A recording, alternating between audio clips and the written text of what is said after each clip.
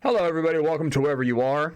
Been a while since I've done one of these. I'd like to do a lot more of these, but I can't find the time to do them. That's actually a lie. I have plenty of time, I just don't do them. But today we have this to talk about. I'm going to talk about this guy right here. This is James Cordon. You might know him from Karaoke Car Show. It's the show where he puts his car on the back of a flatbed truck and then has that guy chauffeur him and some A-list celebrity around where they jerk each other off and sing show tunes. That's this guy. So we know who we're dealing with, right? And that guy there is this guy here. Inconsiderately, with his Hitler-sized ego, putting on a song and dance numbers routine for stranded and trapped motorists at a four-way intersection in LA. And I know what you're asking yourself. Why would he do that? Well, because he embodies entitlement and privilege. He lives in fucking La La Land. He breathes air on fucking Pluto. It might even be a little different if it was actually good, but it's horribly sang. It's terribly choreographed. It's an absolute fucking tire fire. But he's so self-unaware, he doesn't care. Because all that he cares about is that you have to see what they have to offer. Whatever you got going on, that doesn't matter. It doesn't matter. Your father could have had a heart attack. You're racing to the hospital. You get caught at the light with this shit. Doesn't matter. Your wife is going into labor. Guess what? Doesn't matter. Your child has just broke her arm at school. You're racing to the school. Doesn't matter. You are on your last strike at work, and if you fucking are late, you're gonna get fired. Guess what? Doesn't matter. The only thing that matters to this motherfucker is that you got to experience his greatness. That you got to experience what he's given to the world. And I'm gonna preface at this.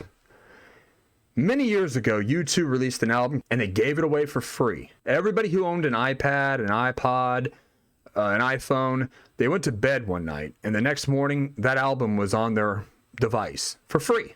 And everybody fucking flipped out. Google it. And I never understood what the backlash was about. What was it about? What was it for? And it was only until later on did I get it. I said, oh, I get it now. Not everybody likes U2. Not everybody agrees with Bono. Not everybody agrees with their politics. Not everybody likes what U2's doing. What they did was they forced a product on you. And they didn't care if you liked it. They didn't care if you asked for it. They just expected you to want it. That sums this up. This sums it up perfectly. Entitlement, selfishness, privilege. That disaster should never have happened. Now, given that car show karaoke is staged, I'm pretty fucking sure that this is staged. But millions and millions and millions of people don't know that. And millions of people watched that, laughed, and thought, man, I wish that that could have happened to me. We got to get away from this thinking and this ideology that these people are more important than they really are. Because the literal moment that this motherfucker came over to my window, dick hump in the air like that, that would be the moment that my car door met him. Right there.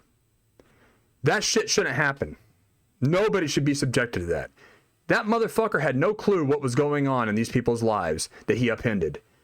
Not one. Again, it's probably fake. The guy is a Hollywood shill. He's a yes man. He does whatever Hollywood says to do. So it's probably fake.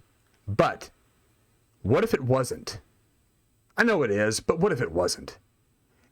And the biggest thing is, millions of Americans and millions of people all over the world, 18.8 million people watched that and generally liked it. That's a problem, guys. That's a problem.